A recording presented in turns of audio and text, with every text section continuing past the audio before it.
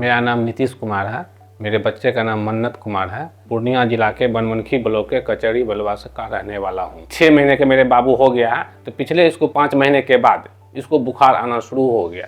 जब बुखार ज़्यादा हुआ तो उसको दिखाए पूर्णिया में दिखाए तो बुखार ज़्यादा था, तो वहाँ का दवाई चला, फिर ठीक हो गया।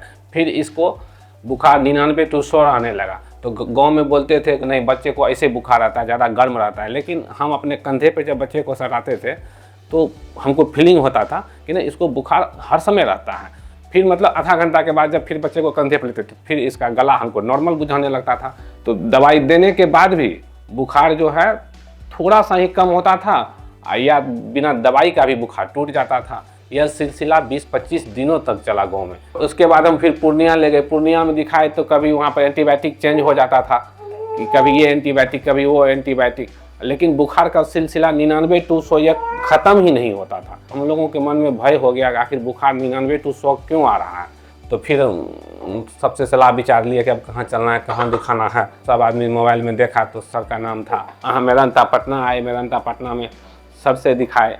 विवेक सर देखे तो सर हमसे 2 ही चीज़ पहले पूछे, इसका पेशाब का आउटपुट क्या है, और बच्चे का नाक जो है, ये नाक का जो छेद है वह जन्मजात से बड़ा है कि। हम बोले सर ये नाक का छेद जन्मजात से ही बड़ा है।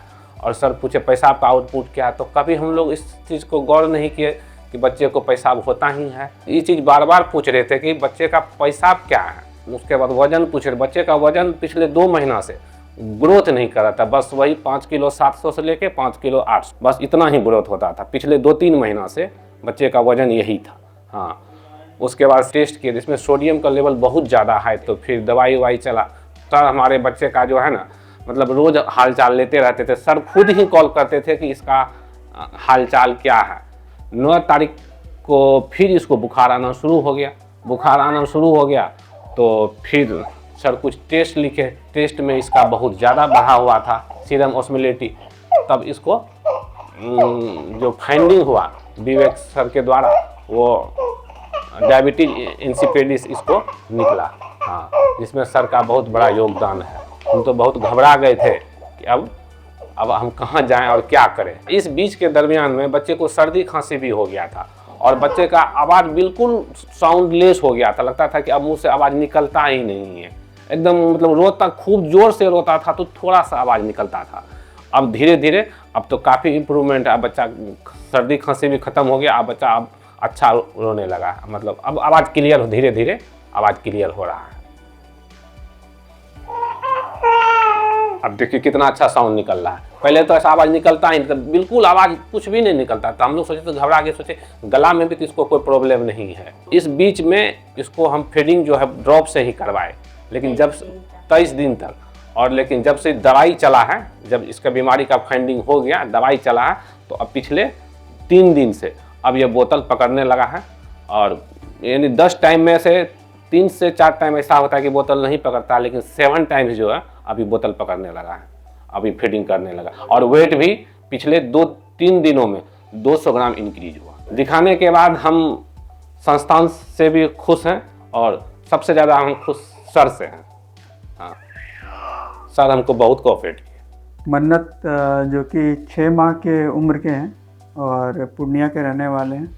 पूर्णिया में और अपने ज़िले स्तर में तरह तरह के डॉक्टरों से मिलने के बाद ये मेदांता में पीडियाट्रिक ओपीडी में लेके आए। तो उनके माता पिता का कहना था कि इनको जब भी ये गोद में लेते हैं या गले से लगाते हैं तो इनको हमेशा गर्म लगता है, और उस समय जब टेम्परेचर नापते हैं तो 99 से 100 रहता है।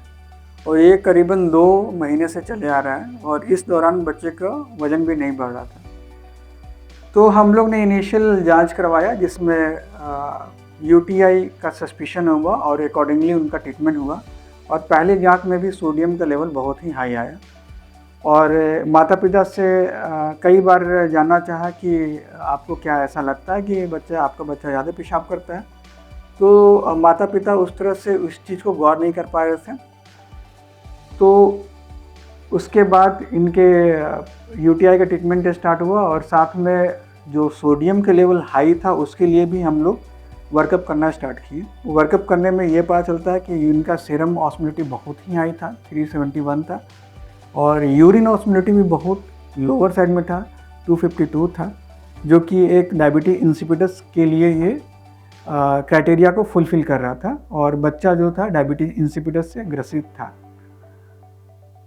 और डायबिटीज इंसिपिडस के चलते ही इनको हाइपरनेट्रेमिक डिहाइड्रेशन था, और इसके चलते इनको बुखार था। और लास्टली हम लोग ने इसको डेस्मोप्रेसिन चैलेंज टेस्ट कराया, जानने के लिए कि ये डायबिटीज इंसिपिडस किस तरह का है, सेंट्रल है कि रीनल है। और चैलेंज टेस्ट में देखा गया कि आफ्टर चैलेंज जो यूरिन ऑस्मोलिटी जो 252 था वो 720 हो गया, जो कि ऑब्वियसली ये सेंट्रल डायबिटीज इंसिपिडस की ओर इशारा कर रहा था। उसके लिए हम लोग ने एमआरआई कराया, और एमआरआई में ऐसा पाया गया कि इनको होलो पोरेंसेफेली है, और ये एक कारण था जिसके चलते इनको डायबिटीज़ हो रहा था। और जैसे ही हम लोग ने इनको डेस्मोप्रेसिन का टैबलेट स्टार्ट किया, बच्चे के सारे एक्टिविटी नॉर्मल हो गया, बुखार आना कम हो गया। माँ बाप का ये भी कहना था कि ये ठीक से बोल नहीं पा रहा है, कम बोलता है, और आज जब यहाँ आया है तो ज़ोर ज़ोर से आवाज़ आ के खेल रहा है। और माता पिता भी आज खुश हैं कि ये बच्चा पूरी तरह से ठीक हो गया है, बच्चा का वेट गेन स्टार्ट हो गया, बच्चे का एक्टिविटी नॉर्मल हो गया, और बच्चे को जो बुखार का कारण था वो भी दूर हो गया है। आज हम लोग को खुशी है कि इस बच्चे को central diabetes insipidus due to holoprosencephaly के चलते था, ये हर तरह से बच्चे में सुधार दिख रहा है। और आशा करते हैं कि मन्नत अच्छे रहें, स्वस्थ रहें।